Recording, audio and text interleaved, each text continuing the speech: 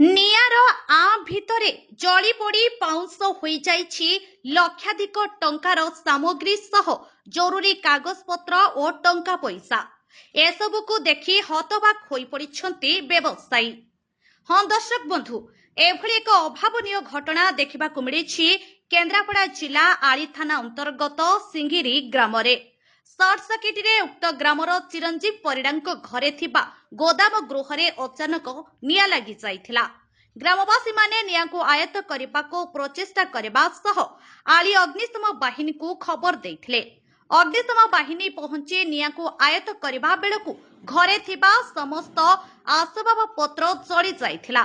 ଗୋଦାମ ଗୃହରେ 3 ଲକ୍ଷ ଟଙ୍କାରୁ ଊର୍ଦ୍ଧ୍ୱ ଖେଳ ସାମଗ୍ରୀ, ଲୁଗା, ଛୋଟ ପିଲାଙ୍କ ପୋଷାକ, ଶାଢ଼ୀ, ଗଦି, କମଳ ସହ ଅନେକ ଜରୁରୀ କାଗଜପତ୍ର ମଧ୍ୟ ପୋଡ଼ିଯାଇଥିବା ଦେଖିବାକୁ ମିଳିଛି। ଅଗ୍ନିକାଣ୍ଡର କାରଣ ସର୍ଟ ସର୍କିଟ ହୋଇଥିବା ବେଳେ ଏହି ଅଗ୍ନିକାଣ୍ଡରେ ସର୍ବସ୍ୱ ହରାଇ ଶ୍ରୀ ପରିଡ଼ା ଭାଙ୍ଗି ପଡ଼ିଥିବା ବେଳେ ସରକାରୀ ସାହାଯ୍ୟ ଯୋଗାଇ ଦେବା ପାଇଁ ଗ୍ରାମବାସୀମାନେ ପ୍ରଶାସନ ନିକଟରେ ନିବେଦନ କରିଛନ୍ତି। ଚିରଞ୍ଜୀବ ଭାଇଙ୍କର ସେ ଘର କ୍ରୀଡ଼ା ସାମଗ୍ରୀ, ଲୁଗାପଟା ହେରିକା ସବୁ ଥିଲା, ତା ସବୁ ନିଆଁ ଲାଗି ସେ ସବୁ ଜଳି ଜାଳି ଯାଇଛି। କେତେ ଟଙ୍କା ହବ? 3-4 ଲକ୍ଷ ଟଙ୍କାର ଜିନିଷ ଥିଲା। କେତେ ଟଙ୍କା ହବ? 3-4 ଲକ୍ଷ ଟଙ୍କା ହବ। କ'ଣ ସରକାର ଗୁହାରି କରିବ?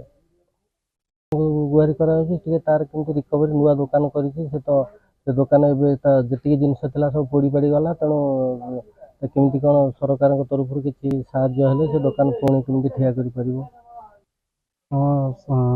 ଦୋକାନ ମୋର ଗୋଟେ ଛୋଟ ବ୍ୟବସାୟ, କପଡ଼ା ବ୍ୟବସାୟ। ମାଲ ଷ୍ଟକ୍ ଥିଲା ଯେଉଁ ରୁମ୍ରେ, ସର୍ଟ ସର୍କିଟ୍ ହେଇ ବହୁତ କିଛି ଶାଢ଼ୀ, ଆମର କମ୍ବଳ ଆଉ କ୍ରୀଡ଼ା ଉପକରଣ ବହୁତ ଜିନିଷ କିଛି ଥିଲା ଆଭେଲେବୁଲ୍, ଯେଉଁଟାକି ସବୁ ସମ୍ପୂର୍ଣ୍ଣ ଜଳିଯାଇଛି। ଯେହେତୁ ଆମେ କେହି ନଥିଲୁ ଘରେ ଉପସ୍ଥିତିରେ, ସମ୍ପୂର୍ଣ୍ଣ ଜଳି ପାଉଁଶ ହେଇଯାଇଛି। ଆଉ ଅନୁରୋଧ ଏଇ ପାଇଁ ଯେ ଟିକେ ଦୃଷ୍ଟି ଦେବେ, ଯେହେତୁ ଛୋଟ ବ୍ୟବସାୟ ଆରମ୍ଭ କରିଥିଲି, ବହୁତ ଲୋନ୍ ଅଛି, ଲୋନ୍ ନେଇ କରିଥିଲି। ପ୍ରଶାସନକୁ ଅନୁରୋଧ ଯାହା ସାହାଯ୍ୟ କରିବେ ସରକାରଙ୍କ ତରଫରୁ। Bureau report, Nexus Odisha news.